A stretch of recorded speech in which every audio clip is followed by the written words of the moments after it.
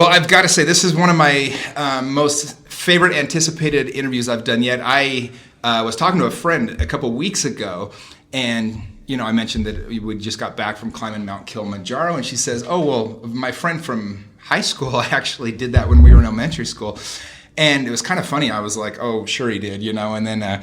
She gave me your name. I looked you up, and dude, Jordan Romero. Not only did you climb Mount Kilimanjaro right after your 10th birthday, but you are the youngest person to ever climb Mount Everest. It's a freaking amazing accomplishment, man. Congratulations. Thanks so much, Jimmy. Yeah, it's an absolute pleasure, and I'm stoked to tell more of the story throughout this. So 13 years old, dude. I'm trying to think back when I was 13, and seriously, me and my friends were toilet paper in girls' houses. We're trying to get up the nerve to talk to a girl, and you're climbing Mount Everest. Just start from the beginning, dude. How does this even come about? How did you at age 9, I guess, kind of have this vision to climb the 7 summits? Yeah, I mean, not to say I was doing any of what you mentioned previously, even all throughout high school, but yeah, it was. So the story began when I was 9, and I was in elementary school. I was going to elementary school in a town right outside of Big Bear at the time. So basically from the very start, my parents have been divorced since I was about 3 years old, so I was always kind of splitting time between the two, and so I was. When I would be with my mom, I would be in this town that was probably 20 minutes away from Big Bear, called Lucerne Valley. And so on my first day of 4th grade, I was literally walking to class, and then there was a big redecoration of artwork and murals all around the school. And so one of those just happened to be a chart of the 7 summits, and kind of a colorful triangle, triangle within a triangle, kind of a picture of the 7 summits. And I don't know why, it just fascinated me so much. And I've always been so obsessed with any topics that I was into at the time. I was a really big biologist, zoologist, and just really into encyclopedia stuff. And, and then all of a sudden, once I got introduced to this, I just fully immersed myself into it and did as much research as I could, going to the computer lab right as soon as school was done, and just learned about what were the best times of years to go to each mountain, what's the gear you're going to need, and I was just already drafting up which ones in order I would do. Well, it's kind of interesting. That's one of the things about, you're 22 right now, right? Yeah. And so this younger generation, you grew up where if you saw something, you could immediately go to the internet and start looking it up. I remember when I'm only 37, but when I was in elementary school, I remember having to do a report, and dude, we were going to 2 different libraries. We're trying to find encyclopedias just to get some information. And it is kind of interesting because I didn't hear about the 7 summits. And for those that aren't familiar, give us a quick idea what the 7 summits are, because I didn't hear about those till I was probably in my 20s, kind of what it was. I think I read the book Into Thin Air by John Krakauer, who, by the way, is very against people climbing Mount Everest at young ages. But give us an idea what the 7 summits consist of. For sure. So the 7 summits are the highest point on each continent. So I'll give you a quick rundown. So Mount Everest at the very top, that's the highest mountain in the world, and Asia for that matter. And then Mount Aconcagua is just below that. That's the highest mountain in South America. Mount formerly known as McKinley, now it's more widely known as Denali, which is in Alaska, highest point in North America. Mount Kilimanjaro is the highest in Africa, which congrats on your recent ascent on. Dude, thank you. I think I learned one thing climbing Mount Kilimanjaro, and that was that I don't need to climb Mount Everest afterwards. I don't think I'd make it, but you never know. Absolutely, man. That's an awesome challenge that you overcame, and it was definitely not easy for me at 10 to overcome it, but it was. As an adult, man, it's high altitude and a lot of cold weather that you're going through. So after that is Mount Elbrus. It's the highest mountain in Europe, and that's located in Russia. And then after that is Mount Vincent Massif in Antarctica, and then Mount Karsten's Pyramid in Indonesia, in Papua New Guinea, and then Mount Kosciuszko is in Australia. So you have this idea, you start doing your research. What was that conversation like when you first approached your dad and your mom? So it took a couple weeks of research, that I wanted to fully dial in before approaching my parents, really. And so my dad was the first one who I approached about it. So his background was multi-day expedition racing. And for those of you that don't No, it's or don't remember like the events such as Primal Quest, Eco Challenge that was done by like Mark Burnett back in the day. It was like a reality show basically and it was covering all of these athletes go through miles and miles a day of going through like some of the most rugged terrain, all in some crazy places around the world. So that was his background. And so when I approached him about it, we didn't have the initial idea of like going to do it at first, but I just wanted to see like if he had done any of them by any chance, because he listed so many places that he'd been to around the world, and I just it all just seemed like kind of a blur. So it was the first time I tried to like pinpoint where exactly he had been to, and so he was but he was open to it, and it was awesome. And so when I got home, I remember like I think it was that day or a few days after we had gone to we just went back to our house in Big Bear, Southern California, which is my hometown, and right behind my house was just endless amounts of trails and whatnot to do. So my dad put on a backpack on me, and literally we just went on only an hour hike. Like it wasn't going to be anything too difficult. And I remember being like 10 or 15 minutes into it, just being like just hating it. I no longer want to climb the seven summits. Well, I was just like, because I think Hollywood and just, all the movies and documentaries that I'd seen, it just seemed so much more like, adrenaline packed and you have vertical ice climbing and all these things that just make it seem more exciting. But what they don't cover as much is like the approach to get there. Well, that's like the big joke on online dating, right? It's like every girl says that she loves hiking, and you're like, where are all these girls that are hiking? Because everybody likes the idea, I think, of hiking, but like it really is. Well, and one of the things about hiking is it's monotonous, right? It really teaches like. Especially going to altitude is patience, and some of these things is like you can't just run and go do it. I mean, it is literally it's that mind. It's as much mental, I think, as it is physical to keep yourself in the game. It totally is, and that's kind of one of the things I developed. It took a while to kind of develop my liking to hiking, is because like I don't know. I think through those long periods of where it's just cold and you're just like.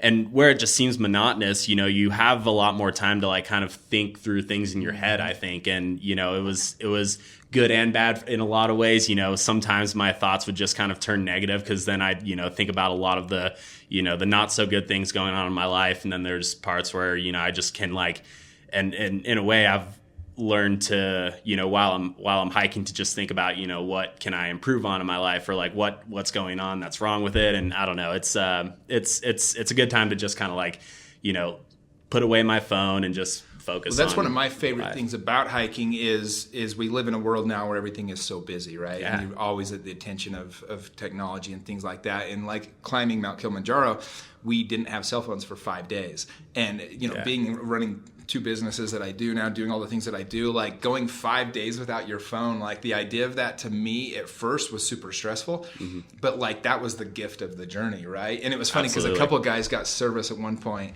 and I remember thinking like, oh, I should pull out my phone, and then I said, you know what, I'm going to wait. Like to find a place, and you got the benefit of this over and over again, is where you just get to go and have the peace of your own mind and just kind of think through, meditate, think.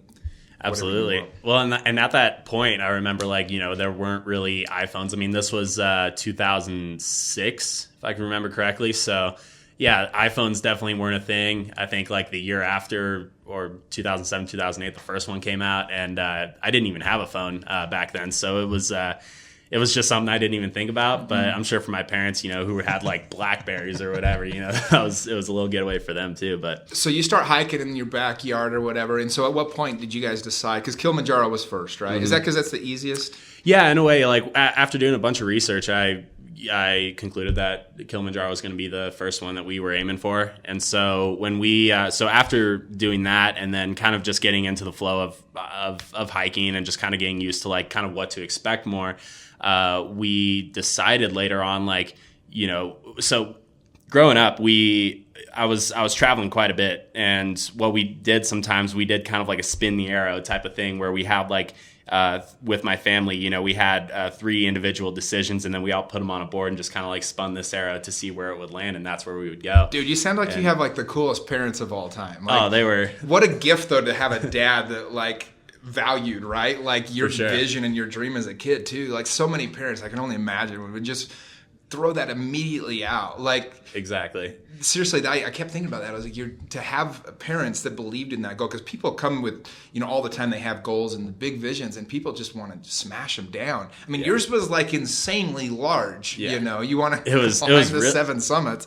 and your dad just like, cool, let's go for it. Exactly, and you know, I'm so grateful for that. And in a way, that attitude of his is like, in a way, kind of why, you know, my parents just weren't getting along so much. Like when I was a kid. I mean, later on, as I hear stories, you know, and I can see it even now. Like my mom's been in the education sector for as long as I can remember, and she's always been such a planner and just so much more of a structured kind of person. And my dad's just like got so much more of a spontaneous kind of attitude and outlook on things. And it's just like, oh, like why don't we go do this? And he didn't really care about so much, you know, he was just like, oh, we'll worry about like, you know, the little things later, the details later. But you know, it was great. So it was my dad and my stepmom, Karen, you know, it was us 3 that ended up climbing all the summits together. And so it was all of our choices that we put down on this board basically. And so it happened to land on Africa. And I forget the other 2 countries that we were thinking about, but it was so that's what we decided to go for. And then it kind of naturally evolved into like, and then we were all just kind of like talking to each other like, oh, what if we like ended up going to Mount Kilimanjaro and just going ahead and doing it? And that was just like the first thing that we just focused on doing. We were just like, all right, like we'll just see where it goes. And so it was crazy. So we were just like, okay, you know, we were always kind of like more of a working class family growing up, or at least you know, my parents were, and so it was just not as easy to, you know, just write out a check and just make this happen right off the bat. You know, we had to do a little bit of you know, getting creative with crowdsourcing and whatnot. So I literally remember my first method of fundraising was literally with a table this big outside of our local mountain bike shop. We had like a lemonade stand. And that was just the first thing that I just naturally was like, oh, like, why don't we just do this and sell it for $1 a cup? And so then, you were saying like, buy lemonade, help me get to Mount Kilimanjaro? That, and we also, it was right after Katrina had happened. Okay. So we also had we had 1 jar for Kilimanjaro and 1 jar for Katrina. So we had like 2, so we split the funds evenly. So I think, so that from the start is kind of like, you know, we always wanted to make sure that these funds that these funds, you know, for people that are donating, that people knew that it was going towards something, you know, good on the side, and ultimately like helping my dream. And overall, you know, I've always wanted to do these things for a good cause, and to at least like give me a platform to have my voice be heard on, you know, some of the issues that I care most about. Well, and I was gonna ask that, is like, because it's very expensive to climb several of the mountains, right? I mean, to get to Africa is super expensive. To get, especially 3 of you going. Antarctica is way expensive. Oh yeah. And of course, Everest is, you know, $50,000 a person minimum, essentially. And so, did you guys end up getting sponsors as you kind of started getting this journey going, or how did you finance the expedition? So that's all kind of how my love for Utah kind of started in a way, because we would come out here to Salt Lake for the Outdoor Retailer Show twice a year, and it was just a cool opportunity to just network with a ton of different brands. And so we ended up rallying a ton of sponsors, at least to kind of cover the gear part, which was definitely, you know, that saved us quite a bit of money in that sense. And so so there was that, but we still had permits, you know, you still have flights, you still have guides. And so with most of the mountains we did, Kilimanjaro, Everest, and Mount Vinson were the only 3 mountains that we took a guide on, because for the most part we had to. But I mean, on Everest, you know, we knew it was the right thing to do, and even then we kind of went the more resourceful route and took like a Sherpa only guide pack basically. And overall, you know, I think they were just so much better than not so much better, but in comparison to taking like a Western climber that you're going to pay like 10 times the amount of money to go with. These guys just have the combined experience. Well, that's we hired the guide for Kilimanjaro that he'd personally been up the mountain 470 times. I mean, this guy, and I hate to, just in full honesty, we did the Kilimanjaro trip where we had like 8 Sherpas for every one of us. We were with a clientele that wanted to be catered to, including myself. And I can only imagine carrying all your gear up and having to carry all your water and your food and everything else. So for all but 3 of them, you carried all of your own stuff. Yeah, pretty much. And then for Aconcagua, I remember, so we did have some animal powered help as well. Like for Aconcagua, we did have to like kind of hire like some like a few mules is what they use to transport your gear up, kind of like they do with yaks on Everest, basically. So that was pretty much it. So after Kilimanjaro, you get to the summit, and how quickly did you want to go do the next one? It was pretty much at the summit that I was like, all right, like 1 down, 6 to go. Let's go ahead and do them all. And that's where it all started. So I think most people, I mean, obviously, those that are in the climbing industry know about all these other Mount Elbrus and Aconcagua, but everybody knows about Mount Everest, right? It's like that is the pinnacle. That's the top of the universe, the top of the earth that you can be on. Dude, it's a dangerous journey to go do Mount Everest. I mean, for every 20 people, I think every 20 people get to the summit, somebody dies. Over 300 people have died climbing the mountain. So was that conversation a little bit different than all the other ones? Like, how did you guys decide, 13 years old, I mean, you were the youngest one, not only the youngest one to ever do Everest, but you were the youngest one by 3 years at the time. Yeah. I mean, this was like an insane idea in and of itself. I love it, by the way, because I think you should be speaking all over the world about this, because it's incredible that you as a 13-year-old had this vision and then went and accomplished it. But how nervous were you for Everest, and kind of how did that of work out after doing the other mountains? Yeah, so with a lot of the other mountains, it was always just like me, my dad, and Karen for the most part. With Elbrus, it was just us 3. Aconcagua and Kosciuszko was like that too. And then Aconcagua, we kind of had we had more of a team of like friends that kind of wanted to come and join the trip, because they were thinking like, oh, why not? And Aconcagua was a relatively like much more affordable mountain than, such as Everest and Antarctica for that matter. But with Everest, like in the danger conversation, it was, I learned most about, I think the factors of climbing Mount Everest through just climbing Denali alone. And so climbing Denali, and I still say this to this day, and it might have just been, because I was so young when I did it. I still think it was a more challenging mountain than Everest in a way. They say Denali's, I mean, it's as just every bit as difficult to get up as Everest. Exactly, and so it's high avalanche danger. You just have a lot more like weather variation. I would even argue that it was like some more freezing temperatures that we endured there than Everest, and with Denali too, it's higher elevation gain than Everest in of itself, because you start at 7,000 feet and go up to 20,000 feet roughly, and then whereas Everest you start at 18,000 feet at base camp on the north side and go up to 29,000 feet. So 13,000 feet compared to 11,000 feet. I mean, it was a haul, and plus we did Denali in like 8 days.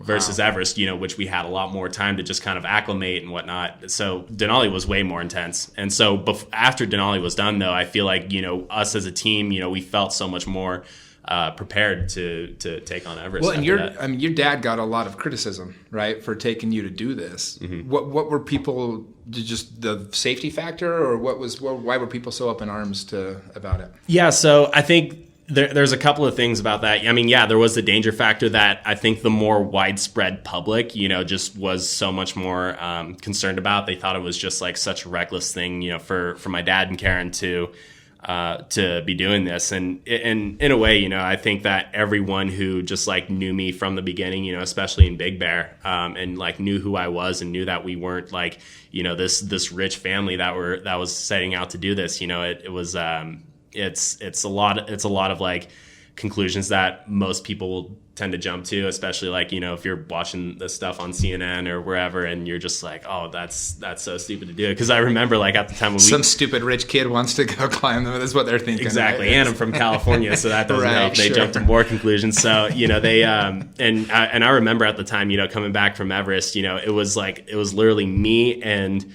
the Gulf oil spill. Those were like the two big events that were happening. It was like May 2010 when we got back, and my dad's phone, like when we touched ground and in the US, was just flooding with like numerous texts and emails of just like, you know, people just making threats and threatening to call, like, you know, Child Protective Services on that was when you got back, or was that literally before you went? No, that was like when we got back. Wow. Because we that's when the story blew up, I guess, right? Yeah. So we did a CBS special like right before we had gone. And so, you know, we had that camera crew. They came up to our house and just kind of got to know me. And it was like kind of a pre-interview before then. And so since then is like when it really took off. And then it was crazy. So when we went into Tibet and China, you have to get a separate, insanely expensive permit to just bring in all this camera gear with you, because we brought in like satellite phones. We brought in like multiple like like satellite beacons in a way that helped us, you know, at least connect to the internet. And so we were doing like Skype calls live from base camp, you know, with Fox News, CNN, and whoever. And so it was crazy how much, even while we were there, you know, there was just so many news inquiries contacting us. And then when we got back, it was just, man, it was so overwhelming. And it's crazy how even to this day, you know, when I'm 22, how it's just still like, you know, it still is consistently like another interview after another, or like going to do like a speaking engagement, and also like the fact that we've written a book about it too in the end is great to at least keep the story alive, and overall to like inspire people to kind of like, you know, we don't encourage them or inspire them to specifically climb like Everest or whatever, but we just try to like, I try to like tell kids, I'm just like, hey, like if you have a passion and you are so clear on like what you want to do, and sure, you might not know what you want to do, but literally I just try to say like, you know, be authentic to yourself and just do something that means so much to you. And that way, you know, if you follow, you know, these few set of like unwritten rules in a way, you know, you're on the track to a happy life. Well, what I love about your story is you just took the rule book and you just threw it away. I mean, you just ripped it up and said, no, this is my life. I get to do this however I want, and I'm going to go and do this thing. And that threatens people.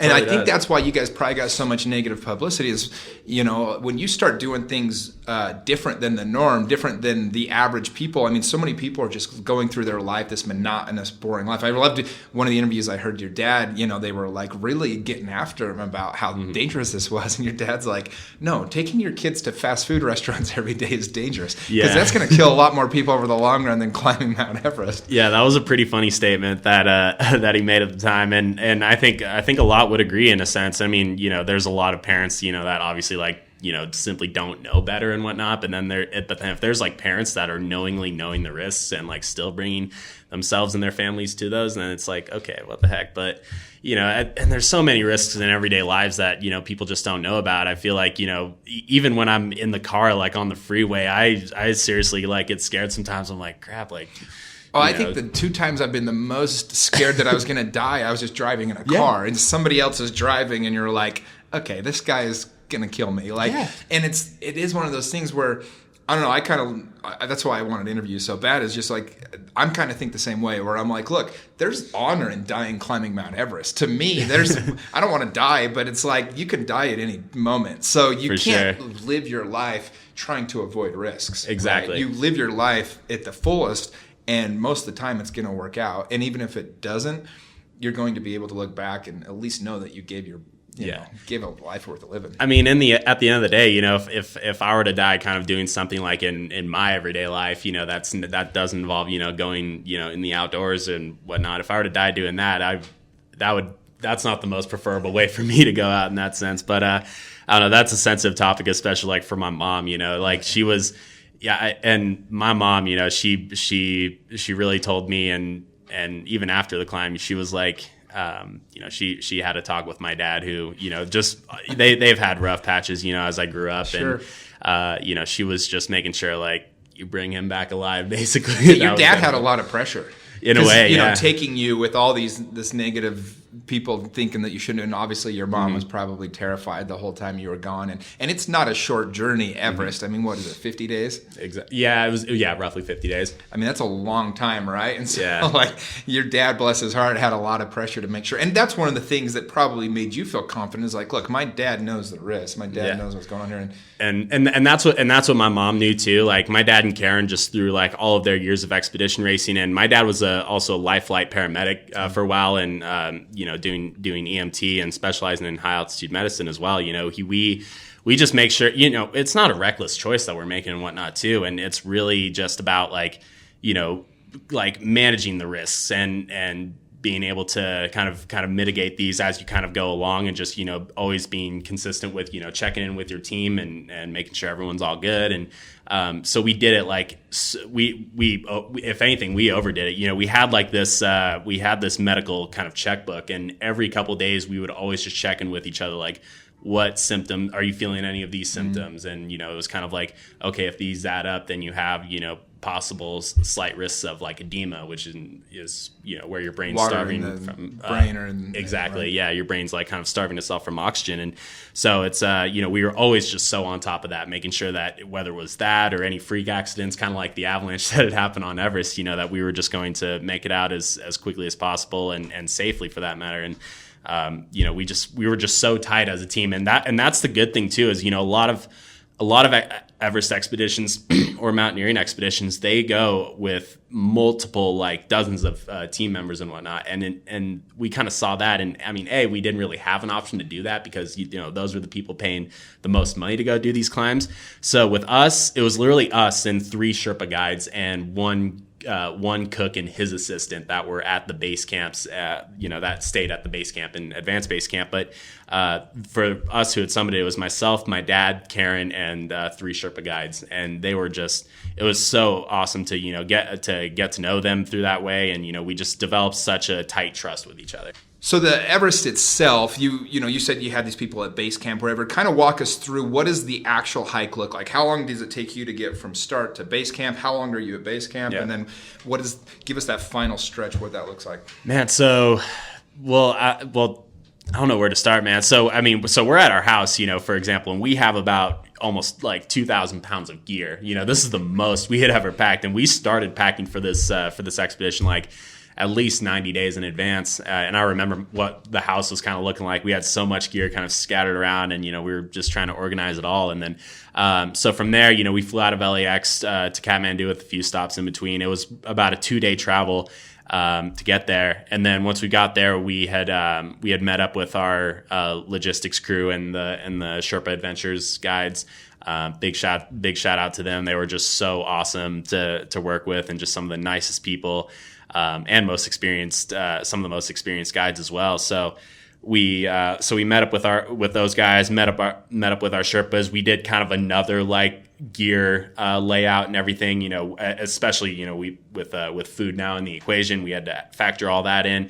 And then we spent probably about like 4 days in Kathmandu, and then we got into a truck and then literally started driving into Tibet. So there's 2 ways to go up to Everest. You either take a flight from Kathmandu into a town called Lukla, and then from there it's about a 2-week trek into base camp, and that's on the Nepal side. On the China side, you drive either from Kathmandu, or if you decide to go the extra way and go into Lhasa, which is like another big town and big city in Tibet, and you drive from there to the base camp. And so you drive like kind of all the way through the foothills of the Himalayas, and then you end up on the Tibetan plateau. And so even just from the drive itself, you're having to kind of acclimate and kind of stay at some of these towns. You know, we had about three different stops along the way, and each of them progressively went from like 8,000 or 9,000 feet up to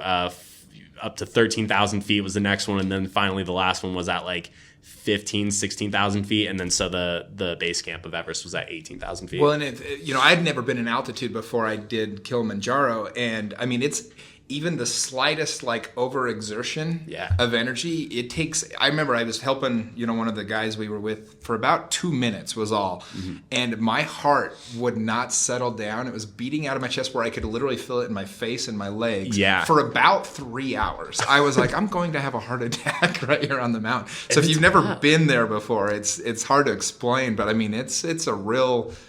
Just when you're describing that alone, just what you were feeling, that's nostalgic for me to realize, because I haven't been up at, nearly that high of an altitude, even since then. I haven't been even close to 18,000 feet, like since we did Everest. Well, I guess we did Mount Vinson after that, but yeah, just the you're feeling your heart, and you're literally like, it's not only your heart, but literally like from your heart and all the way like up to your head, you're just feeling this like you can the blood rush, and just like your blood pumping is just so much more intense in that way. And in a way, it's kind of like scary at first. You're like, man, my body's just like, I don't know what to think of this. And you're like, okay, it's you kind of just deal with it. But it is like, somebody's tried to explain to me like it's like being drunk, and I wouldn't say it didn't feel like that to me. It was more like, it's like you feel like something's not right, but you know that you're okay. It's like, okay, like this doesn't feel right, but I know that I'm supposed to feel this way. So how long did it take you to do Kilimanjaro? So we did the 5-day journey. Okay. Yeah, and so it was funny. I only got altitude. I got a little bit of altitude day one. I started, it was like going fuzzy, and then from then on, I got lucky. I was good. We had some guys with us, and we had NFL players, guys that are some of the most fit athletes in the world, and we had one. It was so funny. He got to the summit with us, and you could tell he was just hurting, I mean, he was not being himself. He was in a bad mood. And he got to the summit, and he's like, take the damn picture. And we took the photo, and he was at the summit for less than 2 minutes. And he's like, I'm gone. I got to get out of here. And he immediately, so I mean, it messes. It doesn't pick and choose. It's not even a matter of necessarily how fit you are. There was a lot of the guys that were hurting, were in much better shape than I was. It just kind of altitude kind of hits you how it hits you, and that goes back to mitigating too. You have to drink an incredible amount of water like every day, and when you're up at that high of altitude, you got to like just focus on being a human being. Like you got to like, because there's loss of appetite that also happens. And with all these sicknesses that arise, there's diarrhea, there's constant, like sicknesses such as that can arise, or you can catch a bug or something. And I've seen people, especially like even after Everest, they were, pretty, that not that they had muscle, they had some they had meat to them, on their bones at least, and literally like after the expedition, they're just kind of withered away and have lost like literally 20 pounds. I've seen it happen all the time. So how long are you at base camp for? Because you have to wait there to acclimate, right? Yeah, we're there for like a week-ish, and that's it. Probably like 5 days to a week, and then from there, at each and every camp we go to, it's just like all reassessment of like everything we have, and just kind of like reassessing our plans. So we get we get to base camp, and then from there it's about another roughly 10-hour kind of like trek basically up to advanced base camp is where we went to, which is where we spent a significant amount of time at for sure. And then after spending like a few days there, then we headed up to Camp 1, and it was on that initial. Actually, I'm trying to remember it all as we're going back. But anyway, so from there we go up to Camp 1, which is just at 21,000 feet. Then up to Camp 2, basically, which is and our backpacks are full of oxygen bottles, which we bring up with us to stash up there for when we come up. So we leave like these flags. You go up basically. And come back, right? Exactly. So we get up there, and it's also a chance for us to acclimate / have basically, it's a game of getting all of your camps just ready to go for when you're doing the actual summit push. And so from base camp to the summit, it's roughly normally like 7 to 8 days that it can physically take a person if altitude wasn't a factor. But since it is, you have to, it ended up being more of a 7-week journey basically. And so if you go up too high too fast, you're going to die. Well, and so there's so many things that can go wrong. Like I know when you were hiking, you said you saw somebody get killed right in front of you. Right. So back to that avalanche that I had mentioned earlier, we had that was a crazy story in of itself, and that's kind of how my book No Summit Out of Sight starts out. So we're climbing up in between Advanced Base Camp and Camp 1. So we're climbing up to what's called the North Col. It's like a saddle between Everest and one of its neighboring peaks. And it's the only section of the climb that there's like actual glacier travel in which you're walking over crevasses.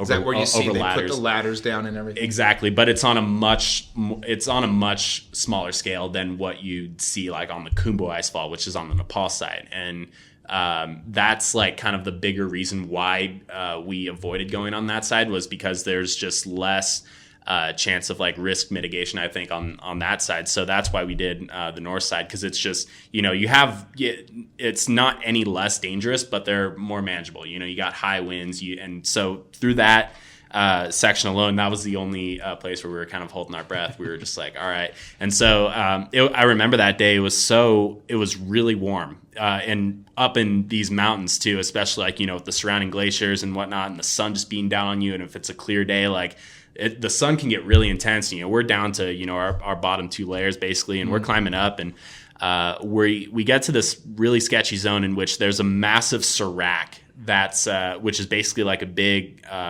ice snow glacier shelf basically, that's kind of like not overhanging, but it's just like a big wall and a big chunk that often tends to collapse.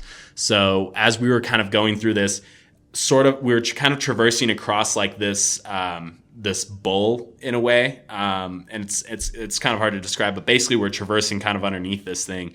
And my dad at one point just like kind of told the team heads up, like, guys, like we should pick the pace up and get out of this zone as quickly as we can, because I don't have a good feeling about any of this and what we're around right now.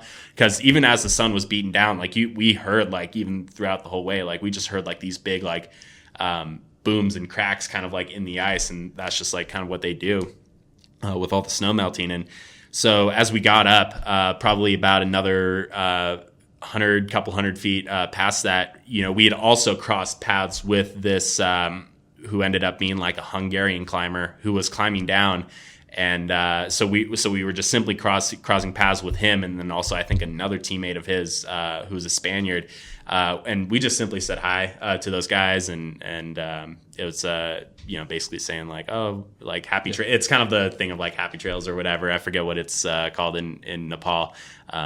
Anyway, so moments after we passed by this guy, this thing just had, I had never been so caught off guard. This had just happened so suddenly, in which it was just so quiet and peaceful, and then all of a sudden just this massive boom happens, and there's a massive like and then all of a sudden I look up, and there's just these massive ice chunks that just are 100 times the size of me, just coming down and just collapsing and turning into dust, and turns into a big slide basically. And so first things first, we were just like, and we saw this wave of snow kind of like coming towards us, and it definitely crossed my mind, like, is this possibly my day? And the rest of our teams, like, it was just so surreal to think about. Anyway, 5 seconds probably go by. We come to a stop, and I look around myself. Everyone's okay, but I'm buried up to my waist at this point. Wow. And as I get up, I kind of hear my dad, just kind of moaning in the background, but I thought he was, I thought it was just him like trying to get up or something like that. But we get up, and then, it was, and so Karen and our lead Sherpa is probably about like 100 feet up from us. Like, she didn't even get caught or anything, but she like ended up getting this whole thing on tape, which was crazy. And so it was myself, my dad, and Lama Karma Sherpa was one of our other guys. And we got up, made sure everything was all good, and then we got up to Karen, and then we got up like a little higher just for like kind of reassurance that we were completely out of this danger zone. And I noticed my dad had like a really big, he was wearing a green beanie, but he had like a big spot on like the corner of his forehead. And I had asked him, like, dude, what just happened? And he said, Jordan, your crampon's literally like punctured me in my forehead.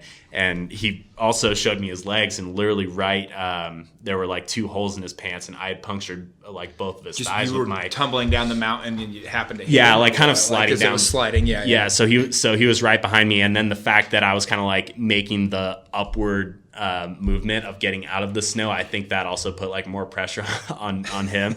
and these are like brand new, like Petzl razor sharp like crampons too. Like we hadn't even used these things yet. And so yeah, as we got up, I mean, my dad was just like kind of enduring the pain, and we get up to Camp 1, and literally we don't have as much, like it was only going to be a day trip up to Camp 1 that we were going to do. So we didn't bring like all the water and food that we would need for like an overnight stay. So then given that we didn't have another option, we had to turn around and literally go through that exact area that this had just happened. And there was also like a massive serac that looked even more loose than the one before, and possibly a little bit bigger.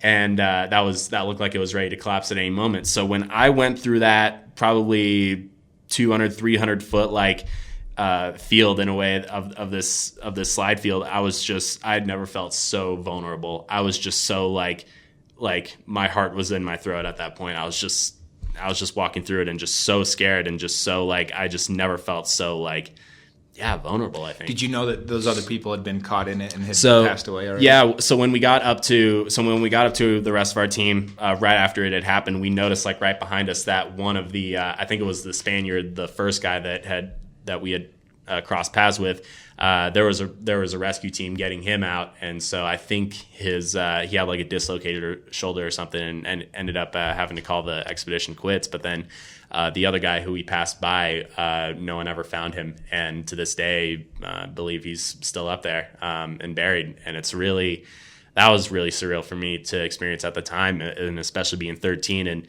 And not only that, but as you get up to the upper elevations, you're literally passing by dead bodies. I was going to say they call it Rainbow Mountain or whatever, right? Yeah, so it's called Rainbow Mountain also because like there's so many discarded oxygen bottles that are left up there of like multiple colors. So like that's why it's called that. And then one of the kind of check marks, as you're going up, or just one of the more like iconic landmarks, I guess, that you pass by is Green Boots, which is an unidentified Indian climber that I think back in the late 90s or early 2000s had unfortunately passed away up there. So that was like the closest we had gotten to. So you're passing right by these dead climbers? Right by, literally like the distance between you and me. And but it was weird because when you pass by a dead body, and not to get graphic, but it's different up there in a way because they're so like preserved in a way, like they don't what's the word I'm looking for? Like they don't decompose. They don't decompose. Yeah. So up there in just sub-freezing temperatures, like they're pretty much there forever at that point, and forget the idea of like bringing them down because so many people would be putting their lives at risk doing that. So you end up passing by a lot of these by some bodies, and you pay your respects, and it's really it's really surreal. And overall, it's just a reminder and saying like we have got to stay on our shit here. We got to stay like on. We just got to be on top of it and make sure that there's no room for mistakes or any errors.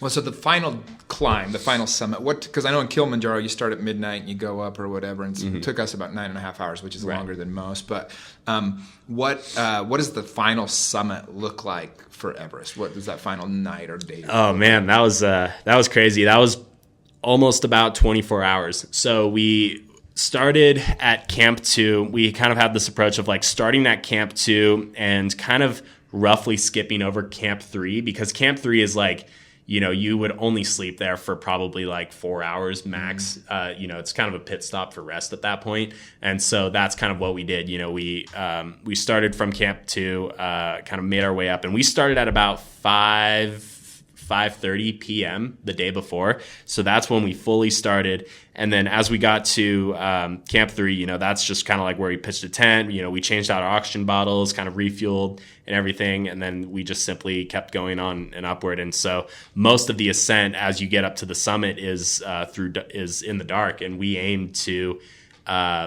get to the summit no later than 10 a.m. That was going to be our turnaround time. And that is something that you have got to be super strict about as you're up there. And it's you know, you just cannot, like, even if it's 15 minutes after, you know, it's a lot of time that can end up adding up, you know, in which it would probably make you just, you know, come back. It's a difference between life and death a lot of times. Because you don't want to exactly like be caught in the dark coming back down either. So you want to leave as much room for daylight as possible throughout the day. So that's so that's pretty much so that's kind of all there is to it. And as we're climbing up, you know, we're staying on top of our oxygen supply, and when we reached the summit, I remember at 9:45, so that gave us some room to kind of like at least kind of enjoy the view a little bit more and just kind of celebrate it. And it was an emotional moment for us too, man. It was like my family and I, it was just such a surreal moment that just like brought us so close together. And I remember, so we had sat phones as well. My mom, I knew, like, because we had like a GPS tracker that was kind of given like live blog updates to my website so that people, you know, whenever they'd hit refresh, they could see like where I was on the mountain. And so, you know, I knew we had like people that were kind of tuning into it. And one of them was definitely my mom. And so there was like a slight error in which, you know, she was like refreshing her page and I was like probably 200 feet from the summit. She's like, why did they stop there? It was just like a little electronic error. And then she got the call from me from the top. And I just said, Mom, it's your son calling from the top of the world. And it was just it was an emotional moment for all of us. And then she was like, oh, I love you so much, and please get down safely. I can't wait to see you, and congratulations. And that's so cool. That's freaking amazing, man. Did you truly understand the magnitude of the moment, like what you had accomplished in that moment? Because you're only 13, yet you're kind of a very mature 13-year-old. And I mean, you know that you just did Everest, right? Mm-hmm. You're talking to so many people, doing so much research. But I mean, the youngest person by 3 years at that time to climb Mount Everest. Like, did the magnitude of the moment feel as big as you expected it to? It did and it didn't, in a way. Like, you know, I knew that once I got up there, I was like, wow, I can't believe I can't believe we just did this. Like, holy crap. I was just so, it in a way it did feel like that. But also I was just like, it was another mountain too for us. And it was a special mountain, but I was just like, wow, like we're just up here. And I was just trying to embrace just like the moment of like actually being there. I didn't really think about like the external factors. I was just like kind of more focused on like, you know, just the rewarding, you know, feelings and the euphoric feeling within myself. And just, that was just something I tried to embrace. And it was pretty funny because we were the only people from the north side of Everest to summit that day. Whereas like there were a ton of people who had summited from the south and from the southeast ridge coming from up that side.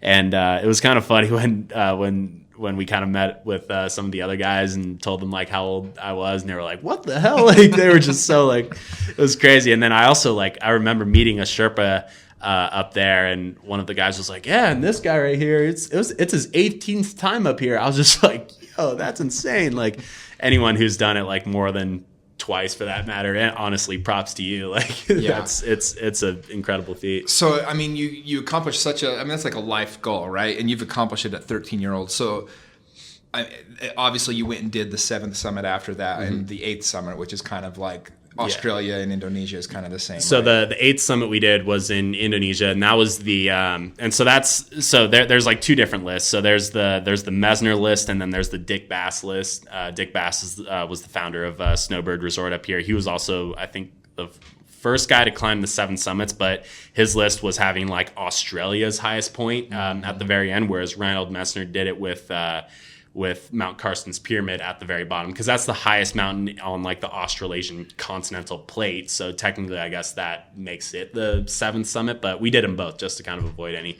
controversy in the end. So we did that one before Everest. So that was in September 2009, and we did Everest in April, May 2010. And then, getting to Antarctica was a big challenge for sure, because I was still too young to even like step foot on the continent through Antarctic logistics and expeditions. ALE was basically who we were going through, and we had to pull some strings, and we tried going like 2 winters in a row to get there, because it would be their summer down there, and that's like the only time you can go is like in December, January, and it was a big effort for sure. And then finally at 15 and a half, I was granted like special permission to finally go down there. And honestly, that was probably the coolest place I had ever been to. Wow. Antarctica was just, it was so much more than I had ever expected. A lot of people would probably assume Antarctica to kind of be like the North Pole in a way, or kind of like the tundra, where it's just kind of like, flat and just like literally nothing. And yeah, there's nothing, biologically or anything, but there are some of the most like unbelievably beautiful mountains that I've ever seen down in that area. And it's just like a whole nother planet. And it's just so cool because you're so far away from any other like civilization in the world. Yeah, I picture Antarctica kind of like that fourth day of Kilimanjaro, where there's just nothing, right? Exactly. It's just like shell rock everywhere or whatever. But that's cool. That's yeah, and that's how the South Pole is, because around that, and I think the 200-300 miles surrounding the South Pole is like the biggest ice cap in the world, in which it's just completely flat. But there's so much ice in Antarctica that the summit, or at the South Pole, it's 10,000 feet above sea level. Oh, wow. That's like how much of the world's fresh water that Antarctica holds in of itself. Wow. I just love traveling so much. You just learn so much. It was just awesome, man. And for me at that age too, like I had seen so much that none of my peers could. It was just hard to describe to my peers in that way. And so like coming back from Everest and coming back from Vincent, it was like, not to say like I've always been able to kind of blend in with my friends, when I got back.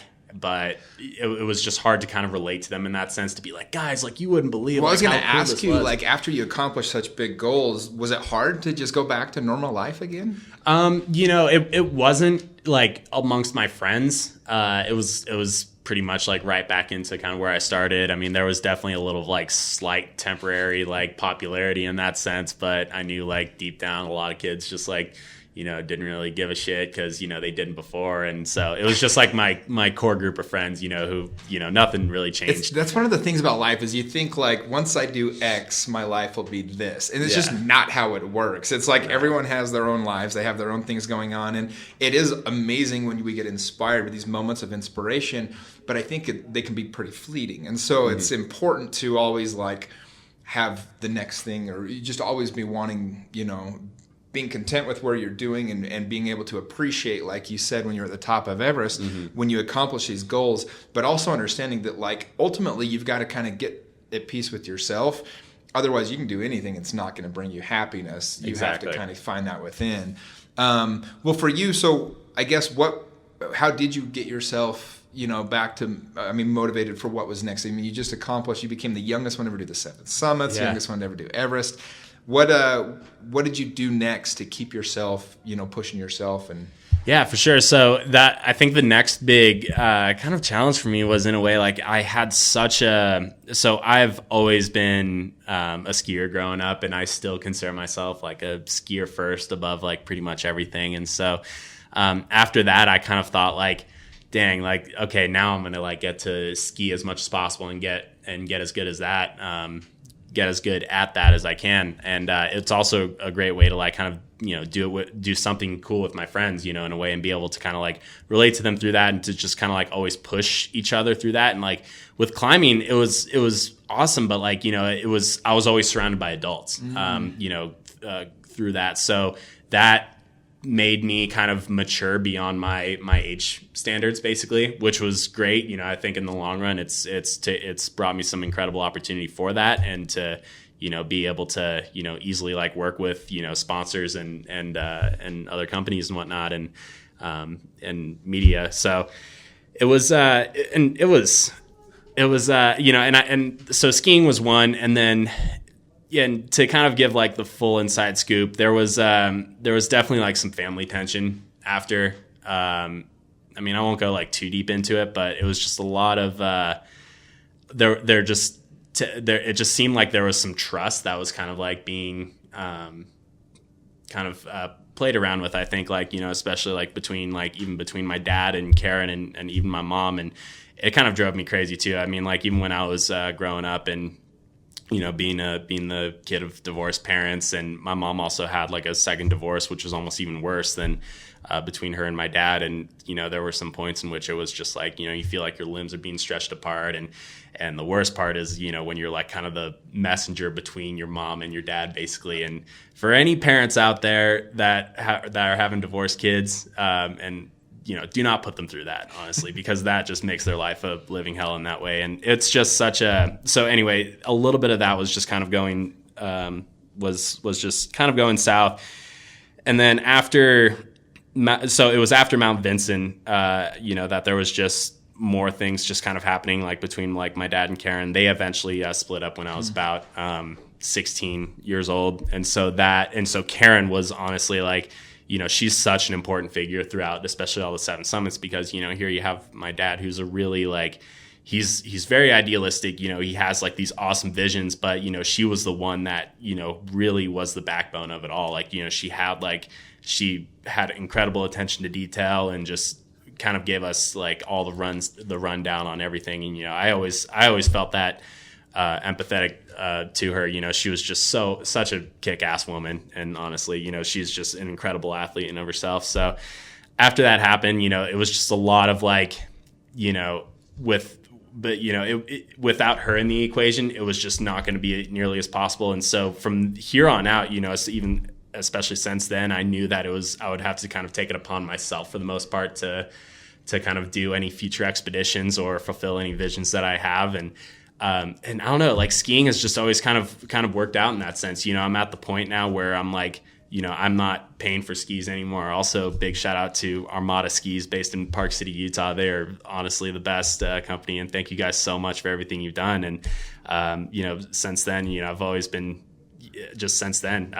being on my skis has just felt so natural. Well, and I think this is something that I think a lot of people experience when they have success at a young age is you kind of feel like in business, I jumped right in, and I was young 20s, but I mean, it took off pretty quick, and right. I was doing some things. I had a meat business, I had a TV show I did, and a bunch of, like 22, and I kind of like felt like I was growing up too fast. For sure. You know, it just had this feeling of like, man, like my friends are just, everything's really chill, their lives are super simple, and there was a moment when I said, you know what, I need to take a step back a little bit and just like be a kid for a second. What age was that for you? Like, I was in my young 20s. I was like 22, 23, but even then it felt like I was living the life of a 45-year-old. I had 13 people working for me, and I had this full-on thing. I didn't even know what I was doing, and it kind of overwhelmed me a little bit where I wanted to take a step back. Right. And so I don't know, maybe that's where you felt like you got to just be a kid again. Exactly, you know, and I had that, but I wanted to ask you too, like, at what point did you just not even care about that anymore? Because I feel like that's where I'm at right now, where I just like, you know, I felt like I was missing out a lot, you know, when I was a kid and just, you know, being a high school teenager. But then, you know, right now I just kind of just pulling my hair out at my younger self and just being like, dude, screw any of that, man. Just like keep the momentum that you had going. Well, I think it's the dance of life, right? I don't think I ever lost my drive, like, because you're gonna be driven. You're a doer. You're a guy that sets goals and goes and does them. And I think for me, I wasn't until honestly like about 5 years ago, I had a friend die, a buddy of mine, Eric Hill, and he had a goal to go to every country in the world. And he was going to be the quickest one to ever do it. And he ended up dying after like, I think 55 or 56 countries. He actually hit a mountain hang gliding here in Utah and passed away. And at the time I was running my business in Utah, and I'd moved to California to run a sales team, and I was flying back and forth. I was trying to do two things. I mean, it was crazy. I was just working like nuts. And I realized I was like, okay, like I'm not living exactly how I want to because I'm so worried about pushing and making sure I'm accomplishing. And I really took a step back. I literally loaded up my car a couple weeks later and just drove back.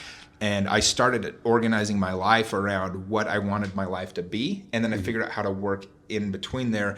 And I can honestly say, like, that was the best decision I ever made, because for me, I feel like the last 4 or 5 years I've lived much more authentically how I want to. And I still have big goals and vision. I'm doing things, but I'm doing it more my way. And so I don't know, I guess, this funny, each podcast takes its own direction or whatever, but that's what I would encourage you to do, is just like honor the path that got you to where you're at right now, but realize that like you don't owe anybody anything. The expectations we put on ourselves is what causes that self-inflicted pain. So the more that we get rid of our own expectations from others and just live whatever you feel in your heart, absolutely, you're good to go. And so you're never going to lose it. I still like will have guilt sometimes if I take a day off or do things like that. But I think that's that dance, right, of fulfillment versus accomplishment. I don't know. Exactly. Yeah. No, it was, yeah, no, you hit it on the head pretty well there. And honestly, there's also just, I've always been a pretty like self-conscious kid too. I think like, when I was really young too, I mean, I definitely like faced some like bullying as well. And so I don't know, I think like I always just kind of had the mentality of just like, of always considering like every decision into like how would other people think of me in a way. And I think like, from the criticism that kind of arose from Everest, that luckily had depleted a little bit more in that sense, and just kind of like not caring what like people for the most part would think, but also there was just kind of like, what my friends would think. And, I always kind of, it was a lot of decisions, because ultimately, and that's just our basic human nature. We want to relate to people, you want people to, you want to have stuff in common with other people. And it's, that's a little bit of what I was struggling with. And sometimes it is like still what I'm struggling with, but it's come a long way. And I've learned so much, because of, how to seeing like where that got me versus where, if I had that other idea of just like not giving a shit what other people think and like where I would be if I did maintain that mentality, then there's great. A healthy balance there. I mean, you just graduated from Westminster. But it's kind of fun, man. You're only 20. You are a kid still. That's what's so funny. Like you're 22 years old. Like you're at the age now where I felt like I started kind of growing up, right? And it's like, so dude, I just tell you, man, keep doing what you're doing, and it's freaking amazing to watch. And I think that there's a lot of honor in what you did, and you just to be able to accomplish that, and then but to also realize that it didn't need to define the rest of your life. You've been able to step back the last few years and kind of do what you wanted to. And that's why I say, skiing and all those things, I think that's an invaluable part of the process of becoming you. Exactly. And, I just had this conversation with my mom yesterday. I was like, crap, I'm turning 23 this year. Like I feel old. She's like, Jordan, shut up. Like, what are you saying? Like 23 is not old, but in skiing, it kind of is. Cause I mean, I don't know, every season you're a year older, and your body's just, your ability to recover and to stay healthy is just, it's something you got to like really be on top of, especially. And if you want to like,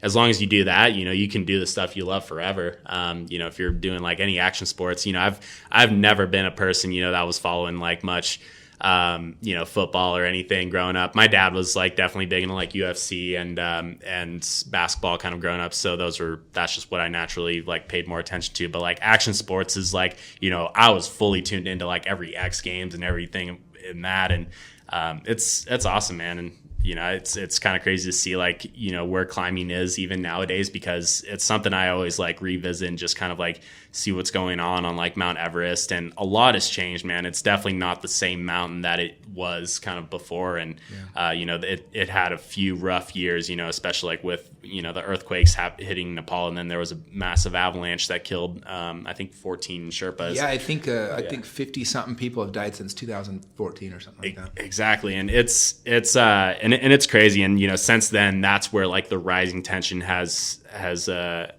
came up, in which there's been a little bit more divide between like the Sherpa community and, and a lot more of the Western climbers. And and it's kind of weird, looking back and just knowing like how I kind of contributed to that in a way, because it's a double-edged sword, because there's a lot of economic opportunity, for a lot of the villages that a lot of the commercial tourism that has brought, into that area, like most kids in those villages, they have at least a high school education now. And whereas back in like, between the 50s and the 2000s, like they didn't basically. And So now I feel like they're now, with that education, they're able to kind of like connect the dots a little bit more and just kind of realize, like, we're getting our fair share of what we deserve, and we're putting our lives at risk, and we have families back home that we're having to take care of and whatnot. And that's just something, like, even back then, we always just give the most immense amount of respect, to our Sherpas and, all of their decisions and inputs. And if anything, we tried to like kind of pull it out of them a little bit more, because they're really like, they're very humble. They're quiet, they don't want to, like, because they know that you're the, you as the climber are paying like the big bucks, and they don't want to like they don't want to make you angry in that sense. But we were just always so like open to their input, because we valued their experience prior to these climbs. And but yeah, Everest is not the same since then. And when people ask if I would ever go back, I would in a sense, but also there's the idea of like, there's so many more mountains in the world that I've like never climbed before. And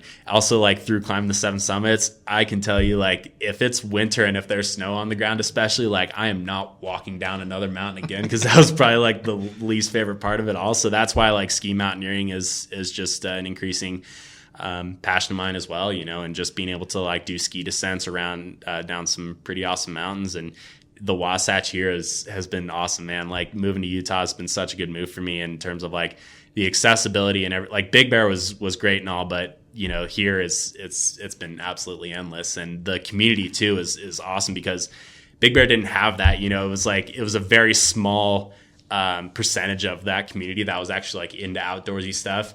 And whereas here it's just like absolutely endless, and there's so much. It's a more kind of like not competitive atmosphere, but you're rubbing shoulders with the big dogs out here. Yeah, I mean, this is where the Olympics practice and exactly all that, right? I had a couple Olympians on the podcast, and it's, I mean, the amount of effort that they put into skiing, that community around it, it does make Utah a very cool, unique place. It totally is, yeah. And it's a beautiful state. I mean, California was great and all. It had California literally had everything, but the only thing here that just doesn't have is the ocean. That's the only thing I'll miss. But man, you go to southern Utah and it's just like unbelievable. Just like the stuff you see, you just feel like you're on planet Mars, and it's true. It's so cool, man. And it's a well-run state. I love it here. Oh, I love it, man. It's fun that you're here. It was such a coincidence that you happened to be here, and that you were you're the kid that climbed and conquered Everest at 13 years old.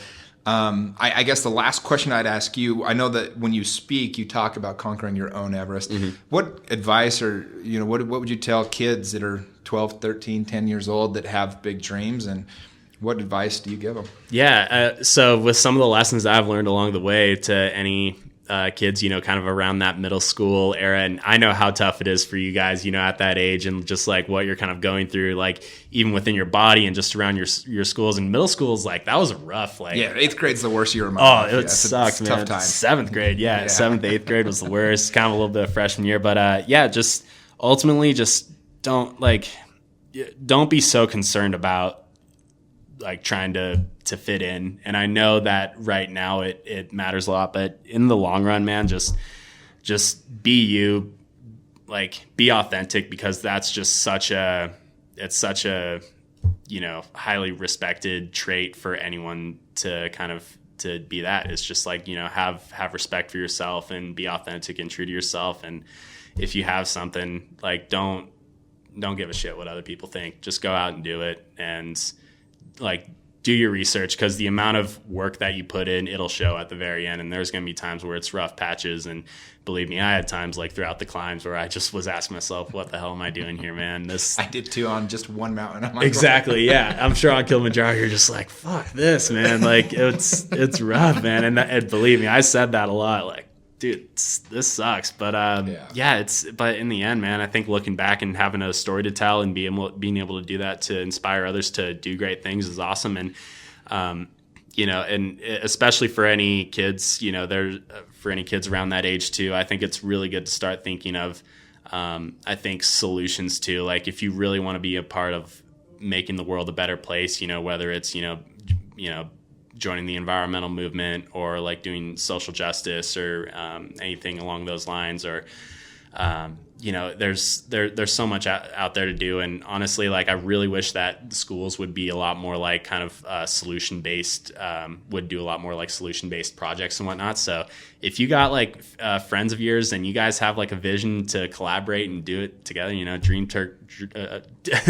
teamwork makes the dream work, and just freaking do it, man. Just get creative. The world is truly yours. And I think, it goes back to what you were saying, you don't just have libraries now. You have this thing called the internet, and it's a powerful thing that can be used for good and bad things, and just use it to the best of your abilities to change the world and make it great. Well, I love it, man. Your story's inspiring. It inspires me. It makes me question if I actually don't or do want to maybe go to Everest one day. But I think, ultimately what I got from your story is just, having a vision and then really putting in the work to go out and accomplish that thing. And I think that's what's going to inspire so many people. So, well, yeah, and it's so cool what your podcast is doing as well. And your social media following too, man. It's promoting some really positive things. And, even just being with you here, man, you bring a lot of really good energy to the table, and it's awesome. And I think what you're doing is you're helping make the community in Utah ultimately a better place. So appreciate you for that. Man. Yeah. Thank you, dude. Thanks, you're brother. A stud.